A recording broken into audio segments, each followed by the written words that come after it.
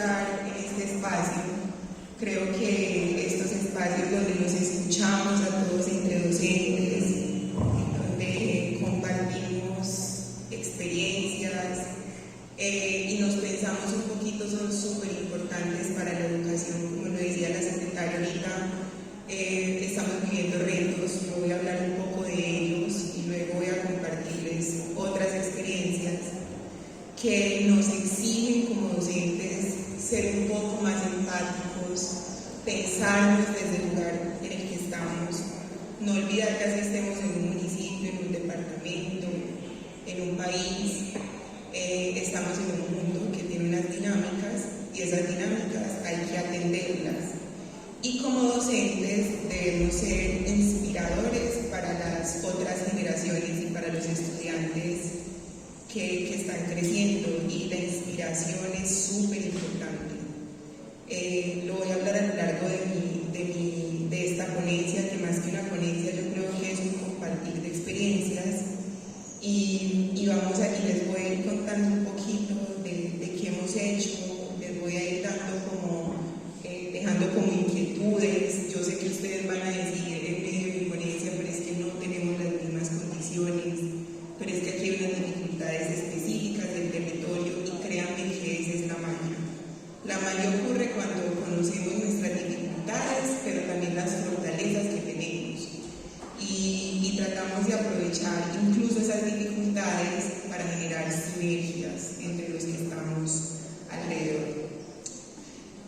Mi nombre es Diana Mercedes Valdés. Yo tengo pues como profesora universitaria muchos títulos que me validan para hacerlo. Soy negociadora internacional de base, soy especialista en herramientas virtuales para la educación. El Politécnico Colombiano pues es la segunda universidad privada virtual más grande del país.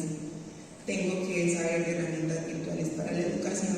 Soy magíster en gestión de la administración pública y me metí en un reto muy grande, queridos y queridas, estudiar un doctorado en desarrollo local y cooperación internacional. Eso es un reto gigante. Pero en la educación debemos asumir esos retos. Si nosotros no lo hacemos, ¿qué podemos exigir a los que viven atrás? Y eso implica trasnochos, implica un montón de cosas. Implica abandonar la familia, implica muchísimas cosas. Pero es de los retos que debemos asumir. Y lo más importante, como les escribí allí, soy profesora. Dicto las cátedras de negocios y relaciones internacionales y economía y comercio internacional en el programa de negocio. Entonces, por eso, cuando estaba pensando en planear esta ponencia, dije qué puedo compartir con ellos, de qué les puedo hablar, y creo que no hay otra cosa de lo que les pueda hablar de esas experiencias globales que hemos traído a la educación actual. Esa foto que ven aquí, creo que es la que están proyectando, es de una de las experiencias más bonitas de mi vida hasta ahora.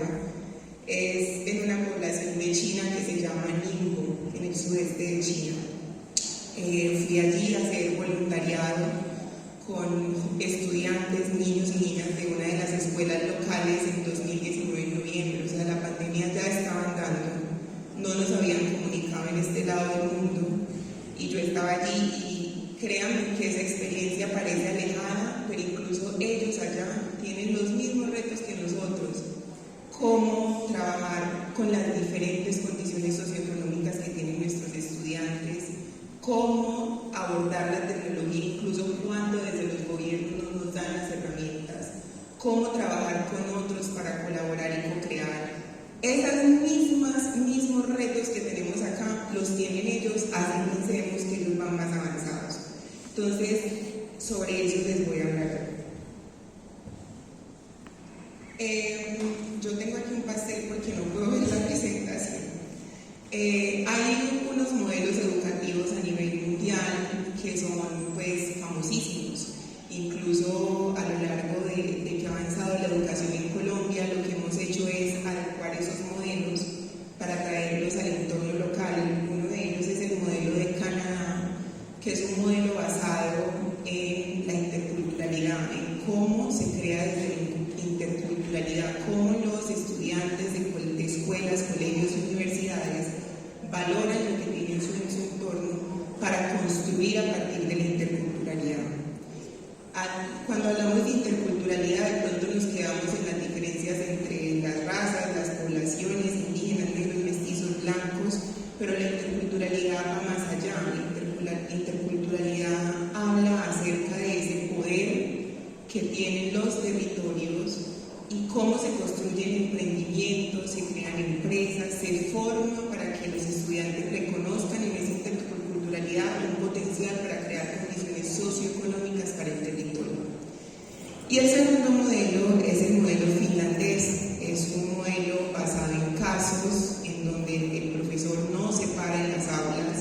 simplemente a dictar una clase o hablar desde yo le llamo y me disculpan, la prepotencia del profesor, decir yo soy el que enseño, sino que el esquema se vuelve un poco más plano, porque no estamos en aulas como estas tipo auditorio, sino que estamos en aulas un poco más planas, en donde el docente simplemente es una guía, porque el docente en su inquietud, en su sabiduría, tiene unas mayores herramientas para explicar los problemas que pasan en el entorno de los estudiantes, y los estudiantes viven ese entorno. Entonces, ese aprendizaje basado en experiencias, basado en proyectos, en estudios de caso, ese es el modelo finlandés que muchos de ustedes ya pueden reconocer porque seguro algunos lo aplican en sus aulas.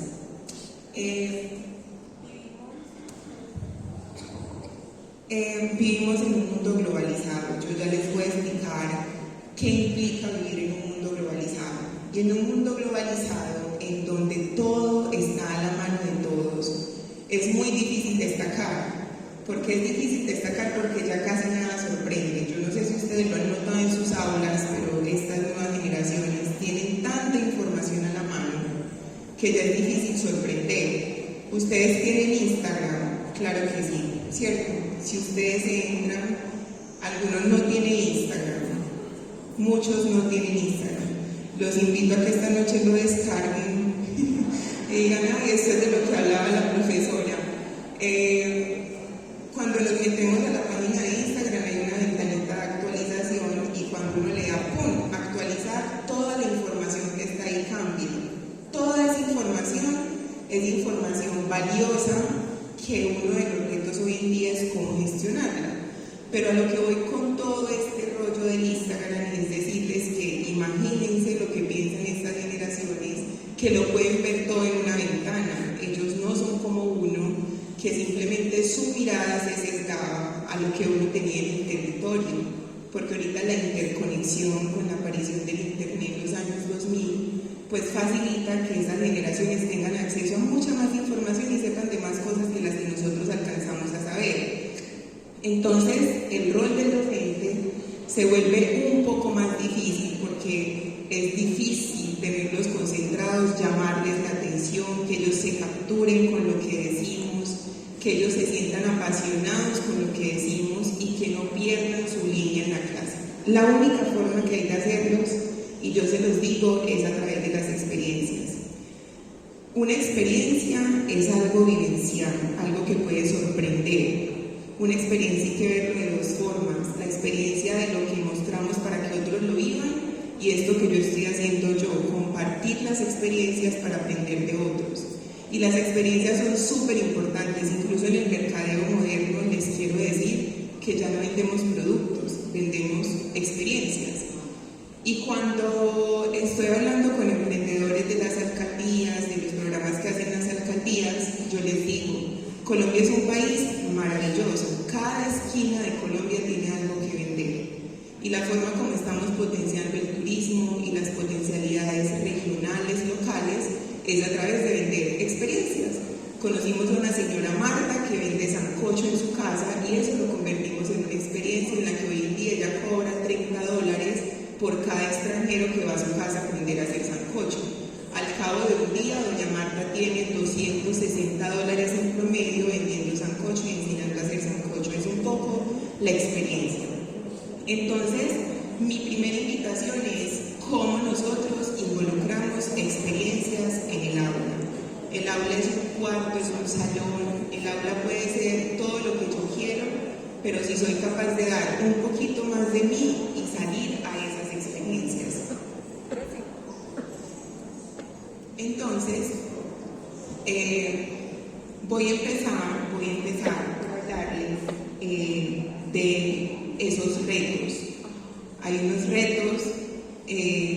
unos retos a los que nos enfrentamos hoy en día, y esos retos son iguales a los retos que tiene el desarrollo. Los retos de la educación hoy en día son iguales a los retos que tiene el desarrollo. El primer reto tiene que ver con la resiliencia y la adaptación al cambio, lo decía la secretaria ahorita, y es todos esos cambios que vivimos luego de pandemia, la recuperación económica, cómo eso ha impactado a las familias, cómo eso se ve en el ánimo de los estudiantes, en las dificultades que tienen. Y uno dice, si yo soy profesor, ¿por qué tengo que lidiar con esto? Y es que el proceso de educación involucra reconciliar todos esos actores que la gente trae de su casa, de la calle, en el aula, para que el proceso formativo funcione. Entonces, ese primer reto es la resiliencia. Cómo nosotros como docentes somos capaces de adecuar y salir avanzados de todos esos retos que presenta el país, el mundo, y que las familias, y que eso afecta a los estudiantes y que puede dificultar el proceso de aprendizaje. El segundo reto es la desigualdad y el acceso a la educación. Sin duda, como les decía, en las aulas nos encontramos personas con diferentes niveles socioeconómicos. La educación no llega a todas las áreas del país, a todas las regiones del país, ni siquiera a todas las veredas, a todos los municipios. La virtualidad es súper importante, profesores. Adecuar las estrategias. Ustedes en pandemia estuvieron sometidos a mucho estrés y ese es uno de los retos. No sé, puede ser una situación después de pandemia, es algo que mis compañeros psicólogos también están analizando, porque hoy en día las personas están experimentando como una sobrecarga laboral. No sé si solo nos está pasando a nosotros, a ustedes también, como resultado de muchas actividades de la vida de adulto, porque es la vida de adulto. Yo les pregunto a los estudiantes, ¿a ustedes también les pasa? Y ellos tímidamente responden sí, muchas tareas, muchas formas de evaluar que no se adecúan con la vida que tenemos ahora. Entonces, ese acceso a la educación, esas experiencias que nosotros vivimos en la pandemia, por favor no las perdamos. Y no me refiero a las guías, me refiero a la forma como ustedes involucraron las tecnologías para llegar a la casa de sus estudiantes. Transfórmense, no vuelvan, porque sin duda la pandemia enseñó algo. La pandemia enseñó que las tecnologías pueden ser involucradas al proceso educativo y cuesta, porque todos queremos ver el aula llena, todos queremos la presencialidad y que se asista al aula, y eso es súper importante, claro que sí, pero también es posible tener actividades que sirvan para complementar ese proceso formativo y que no necesariamente sea en el aula física, ese salón que conocemos, y eso se llama aula inversa, profesores, darse la oportunidad de involucrar otras experiencias en el aula apoyados por la tecnología. El siguiente reto es la integración tecnológica, y este es un llamado quizás a los actores locales diferentes a los profesores. Es la importancia de la educación en tecnologías. El mundo no va a dar vuelta atrás. Hoy en día en tecnologías de inteligencia artificial, ChatGPT, Aurora, hay muchísimas. Y al igual que cuando evaluamos el plano en las universidades, no va a haber vuelta atrás. O sea, las tecnologías es una realidad. Y cuando asisto a foros de discusión sobre el uso de tecnologías, hoy en día estamos en la cuarta revolución, ¿no? Estamos en la cuarta revolución, que tiene que ver con la digitalización. Pues la quinta ya algunos autores dicen que es la forma como la tecnología actúa con los humanos. Y se ve algo muy lejano, pero esos robots que nosotros vemos acá de manera tan tímida, tan alejada, les quiero decir que en otros países ya son una realidad. En otros países ya quienes recogen las pelotas de fútbol en los partidos son robots que han aprendido mediante inteligencia artificial. Quien aplican inyecciones son robots, y eso tiene una respuesta. Las tasas de natalidad en el mundo están disminuyendo. ¿Ustedes han pensado qué va a pasar con las escuelas cuando ya no se matricule la gente, no porque no haya profesores, sino porque no haya niños suficientes para abrir escuelas? El número de escuelas va a disminuir notablemente, es una realidad. Ya se ve en Japón, se ve en algunos países del norte de Europa, y las tasas de natalidad en nuestras regiones siguen disminuyendo. Así que es un llamado a formarnos en tecnologías, a formarnos en nuevas tecnologías, a involucrar la tecnología y a concientizar a nuestros estudiantes con el uso de tecnologías para que salgan mejor preparados a las demandas del mundo laboral. El siguiente reto tiene que ver con la calidad del currículum. Hay una demanda y es la renovación del currículum para responder a las necesidades locales. Y quiero ponerlos a pensar, lo que ustedes enseñan se alinea con las bondades de su territorio.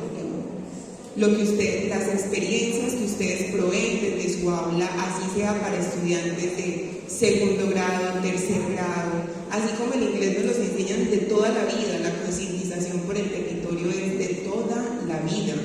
Ustedes implementan estrategias que se alineen con el potencial que tiene su territorio más allá de la teoría que nos exigen las guías. Esa es la verdadera reforma curricular que está exigiendo el país y es a donde se debería marchar. ¿Cómo estamos transformando nosotros eso desde el aula? La globalización, como se las voy a exponer a continuación, sí demanda una homogeneidad cultural. Demanda una homogeneidad cultural porque los procesos migratorios hacen que todos nos parezcamos cada vez más a todos. Pero nosotros no podemos perder el capital social que tenemos en el territorio. Y la única forma de no perderlo es acoplar nuestras experiencias a eso que enseñamos para que nuestros estudiantes se sientan identificados y puedan aprovechar el potencial de su territorio a medida que vayan creciendo. Les voy a contar una experiencia. Todos han escuchado del Urabá antioqueño, productor de banano, pero también de cacao, y también hay una región en todo el Santander, el Chocó, que también produce cacao. Uno de los mayores problemas que tiene el cacao hoy en día es el relevo generacional. No hay relevo generacional. ¿Por qué no hay? Porque los productores de cacao, muchos han envejecido y otros han enviado a sus hijos a las regiones a estudiar, y esos hijos nunca regresan. ¿Por qué no regresan? Porque ven en su territorio no una forma de salir adelante, sino una forma de no salir adelante. Y hoy en día, muchachos y muchachas, el café es la segunda bebida más bebida en el mundo después del agua, pero en 2050 las proyecciones muestran que va a ser el cacao, el producto más consumido a nivel mundial. ¿Qué vamos a hacer nosotros? Es otra fortaleza del país que vamos a perder porque no formamos gente consciente de las bondades y capacidades productivas de su territorio, pues sería lamentable que eso pasara. Otro reto es la motivación y el bienestar de los estudiantes. Miren, las tasas de suicidio han crecido impresionante. En población joven mucho más. Las tasas de depresión muchísimo. Y hoy en día los docentes tenemos que ser una especie de psicólogo, que eso sí que quita horas, porque los papás, ante su estrés y todo lo que eso conlleva, su mano derecha somos nosotros. Si uno cree que en la universidad eso no pasa, pues también pasa. En la universidad recibimos papás que dicen: yo no duermo porque pienso que mi hijo en cualquier momento se puede tirar por un balcón, o se le puede tirar al metro, o yo lo veo deprimido. Es una realidad y a nosotros como profesores también nos pasa, porque también somos humanos. Y este es un llamado de atención a las instituciones. Hay que crear programas, oficinas, departamentos de bienestar. El bienestar es súper importante. No puedo pedir calidad en la educación si mentalmente no estamos bien. Entonces el llamado es a cuidar la salud mental también, incluso para ustedes profesores. La formación y apoyo a los docentes, lo que hablaba ahorita. Si no formamos docentes, ya muchos estamos formados, pero nos falta que la enseñanza y el aprendizaje es un proceso continuo, sobre todo en herramientas digitales, como se nos decía anteriormente. Y finalmente, revisemos la forma de evaluar y las experiencias que yo les voy a mostrar a continuación, sí que van a hablar de eso. Pasamos 2 diapositivas hasta experiencias globales, gracias. Entonces, es un mundo globalizado. Un mundo globalizado implica la interconexión.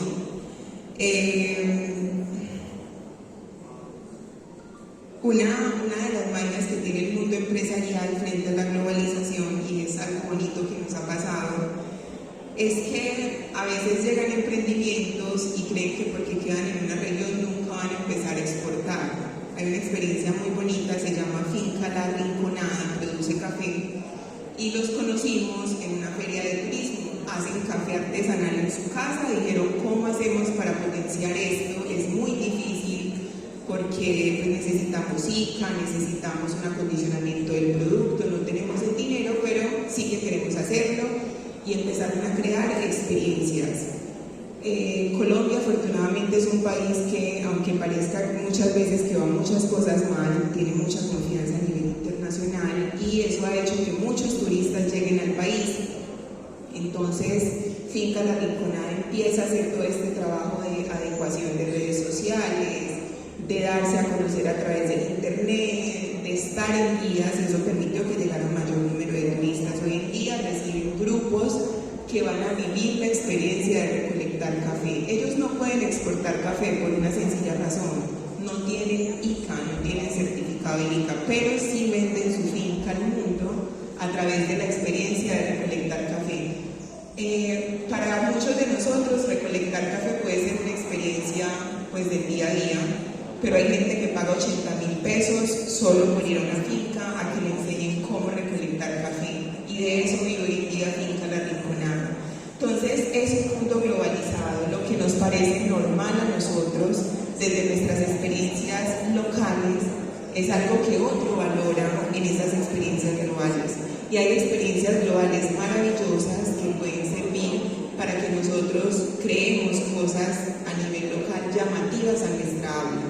La primera experiencia global que les quiero compartir, la siguiente, se llama un COIL. No sé si aquí hay profesores de inglés, me pongo una L ahí como resultado del autocorrector. Un COIL es un Collaborative Online Learning Program. Es como un programa de colaboración en línea, y es un programa en el que los estudiantes de diferentes partes del mundo se unen a través de Teams. Ustedes en pandemia usaron Teams, o qué herramienta tecnológica usaron Teams, ¿cierto? Entonces, ¿cómo les parece que esos estudiantes eran de Rusia? Ese COIL fue el año pasado y ya Rusia estaba en lo que estaba. Entonces, claro, me llega una carta de ProColombia, es una entidad del gobierno encargada de promover a Colombia en el mundo. Entonces me llega una carta de la oficina de ProColombia en Rusia y me dicen: profesora Diana, hay una universidad rusa que quiere colaborar con una de Colombia. Y yo dije, bueno, revisémoslo. Y cuando hicimos la primera reunión, yo iba muy temerosa por lo que está en estos momentos, y yo dije: ¿qué me voy a encontrar? ¿Qué pasará? Y asistí a la reunión. Entonces me plantearon ese código. Todo fue por Teams, como lo ven en el pantallazo.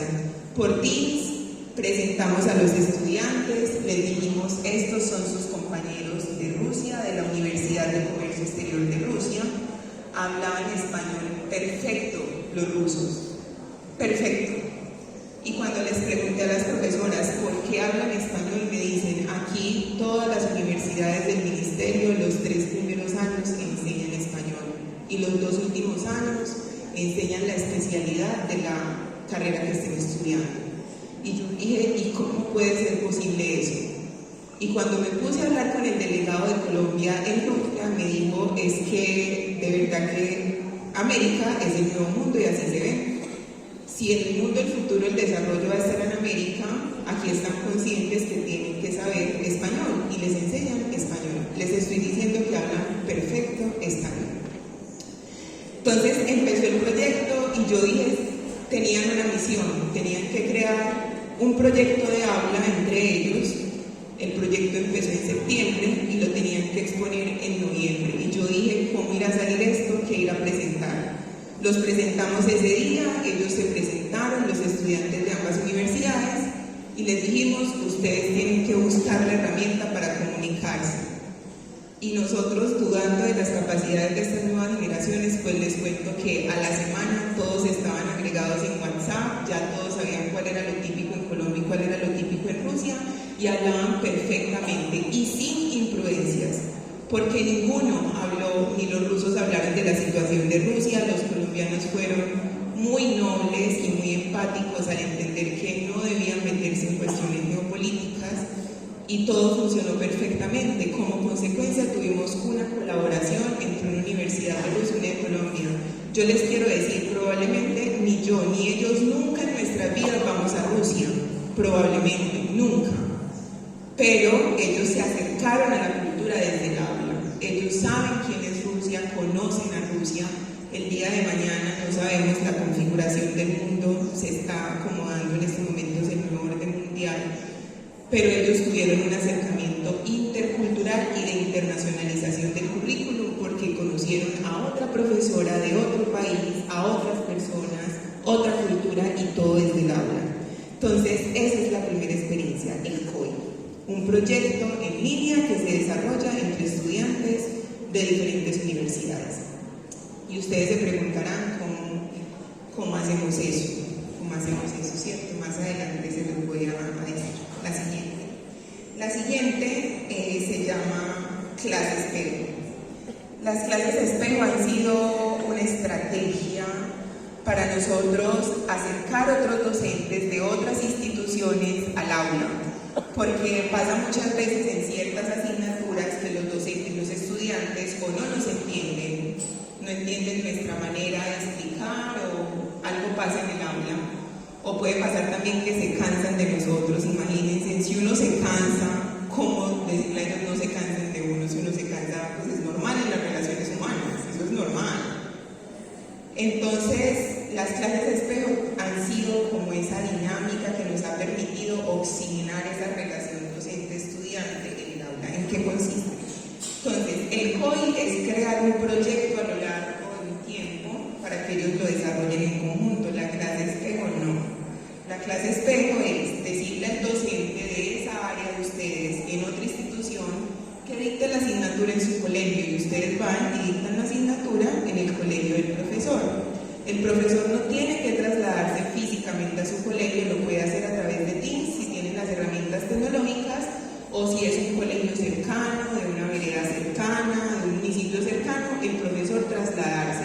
Créanme, muchachos y muchachas, que eso oxigena no solamente a los estudiantes, sino también a ustedes como docentes. Conocen otro lugar, otra gente, otras formas, y eso oxigena la experiencia en el aula. Entonces, esa es una clase espejo. Hoy en día nosotros hacemos en promedio 16 clases espejo anuales, con todos los países del mundo, porque a eso han llevado. Hacemos clases espejo nacionales, pero también hacemos clases espejo internacionales, sobre todo en el área de inglés. Eso ha facilitado muchísimo, porque hay profesores que se conectan desde Inglaterra y se conectan a dar la clase a los estudiantes que están en Colombia. Entonces es una muy buena estrategia de internacionalización del currículum. En español lo hemos hecho en comercio, que es mi área, en un montón de áreas hemos hecho clases espejo. La siguiente se llama país invitado. Yo me quedo asombrada cuando en la universidad le pregunto a los estudiantes que en qué continente está Italia, y me responden que en el continente americano. Y yo digo, ¿cómo puede pasar esta falta de reconocimiento del mundo? Cuando yo le digo a los estudiantes que antes, para que las personas pudieran viajar, conectarse, conseguir novios y novias extranjeras, eso era demasiado complejo. Yo no sé si ustedes antes, cuando las llamadas internacionales eran tan costosas, llamaba a una tía del extranjero y decía, llamo a la tía, y todo el mundo corría como a hablar con la tía porque esa llamada pasaba de vez en cuando. Hoy en día con esto, usted me llama a la hora que le dé la gana, en el momento que le dé la gana, pero eso siempre no ha sido así. Entonces, que no nos falte el reconocimiento del mundo y de lo local. País invitado es una estrategia que busca acercar al mundo a las aulas. Entonces, por ejemplo, cada semestre hacemos un país invitado. Si el país invitado es Italia, toda la institución y toda la universidad se gira en torno a Italia. Entonces, las aulas tienen que hacer una comida, los estudiantes preparan algo sencillo, un dulce, un postre, exponen una región de Italia, bailan algo italiano, y así hemos tenido como país invitado a todo el mundo: Brasil, España, Indonesia, Japón, Ecuador, México, y preparan ciertos aspectos culturales de la región, y eso hace que los estudiantes conozcan el mundo desde sus aulas.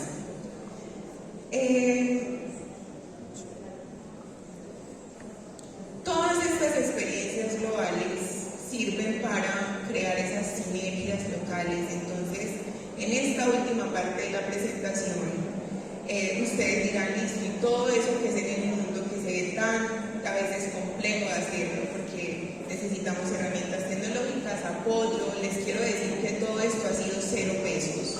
Lo único que necesitamos fue Teams, lo único. Y la energía para colaborar con otros. foros, reconocer en estos foros es súper importante, reconocer gente.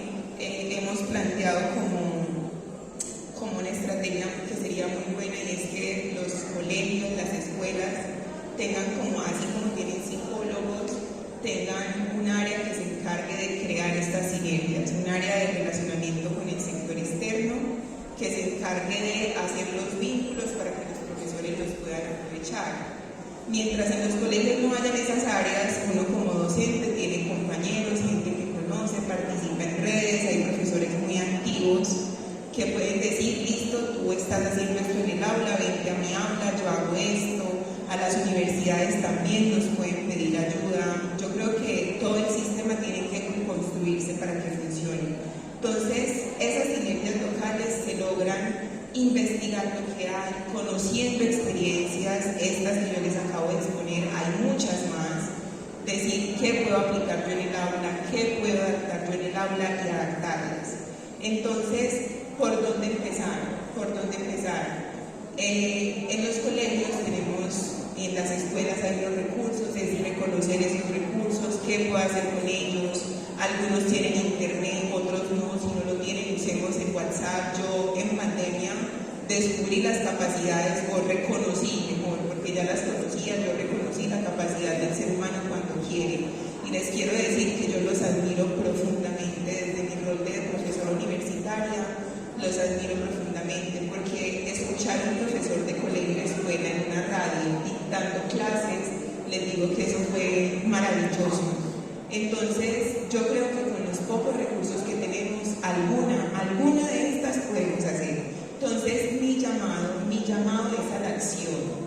¿Cómo hemos hecho en momentos en los que tenemos que acercarnos mejor a lo local? Porque lo global es importante, pero recuerden lo que les he dicho, hay que reconocer y valorar lo que tenemos localmente. No podemos descuidar por el mundo, por esta apertura, por estas influencias que tenemos.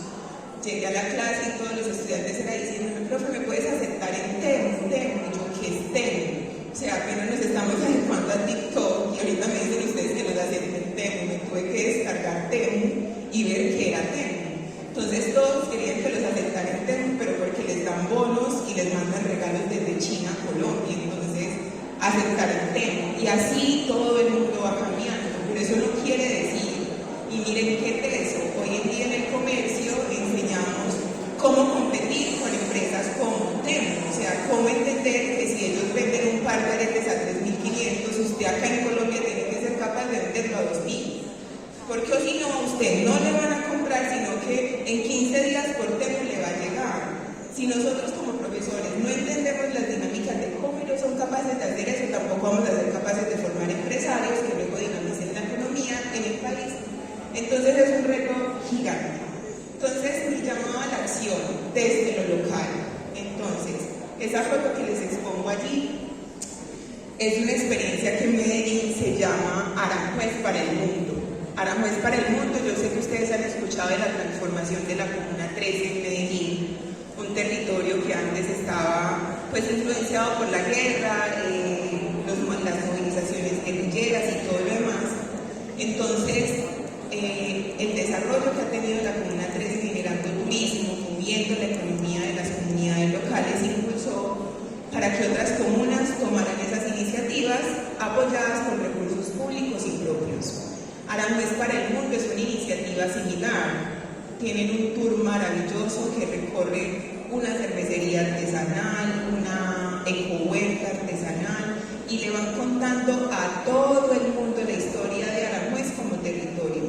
Entonces en la universidad hay una asignatura que se llama Economía y Cultura Regional de América, y nosotros somos América. O sea, no podemos pretender que Estados Unidos es solo América, nosotros somos América. Entonces, como parte evaluativo del proyecto, de la asignatura, llevamos a los estudiantes a hacer el recorrido de Aranjuez por el mundo. Nos lo dieron gratis. ¿Por qué gratis? Porque es que llevamos a 20 estudiantes, son multiplicadores, mejoradores de la experiencia del territorio. Su evaluación consistía en identificar problemáticas en el territorio que ellos las pudieran solucionar desde el aula. Y ustedes dicen, ¿y yo cómo eso hago con niños? Pónganme ese trabajo a niños y verán que les enseñan incluso incluso más creativos que los de la universidad, dependiendo de los niveles, obviamente, de la educación que tengan, en el que estén. Entonces, ese es Aranjuez por el mundo, pero no ha sido nuestra única experiencia. Fuimos a La Rinconada a entender el proceso del café, cómo podemos ser colombianos y no entender las variedades de café que produce el país en regiones cafeteras donde la gente no reconoce el proceso productivo del café, ni siquiera sabe cómo se produce el cacao, la panela, cómo puede pasar eso, cómo queremos que se diversifique lo que vende el país y que el país sea un país desarrollado si las empresas no venden, o peor, si no hay empresas. Entonces, eso ayuda a reconocer el territorio. Y yo estoy en Medellín, por eso utilizo Aranjuez, pero todos los barrios de Medellín tienen experiencias locales. Hay otro señor que enseña la historia de Laureles y se reconoce el territorio, y los estudiantes crean experiencias en el territorio de Laureles. Hay otros que han creado la experiencia de la abuela y se llevan a la gente a hacer mondongo en la casa de la abuela y cobran por hacer mondongo. Entonces, que no nos engañemos porque las cosas que vemos en el día a día sean normales, porque para nosotros es normal lo cotidiano, pero para otros es la novedad más grande. La segunda experiencia se llama English Week. El inglés no va a cambiar como segundo idioma, como primer idioma ahorita más hablado en el mundo. Ya hay estudios que dicen que el día de mañana se va a hablar español más que inglés, pero eso no quiere decir que no sea importante. Yo no puedo decir que el inglés no va a ser importante y que los que vengan a mi país hablen español porque aquí se habla español. Pues sí, hay gente que lo aprende a hablar y hace sus intentos, pero el inglés es súper importante. Entonces, ¿cómo enseñar inglés de diferentes maneras? Se llama la English Week. Esa semana toda la universidad, toda la institución trata de hacer actividades en inglés, incluso los profesores que no saben ponen videos en inglés, tratan de hacer el intento, ponen talleres en inglés, se esfuerzan, nos traen una comida y nos ponen a explicarlo en inglés. Entonces, diferentes estrategias. La tercera se llama Aula de las Ideas. Muchachos, hay temas súper controversiales que sería fascinante si ustedes les preguntan a sus estudiantes qué piensan de eso y modelen sus ideas. Temas como el aborto, temas como las corridas de toros, temas como el cambio climático, temas como el uso de plástico.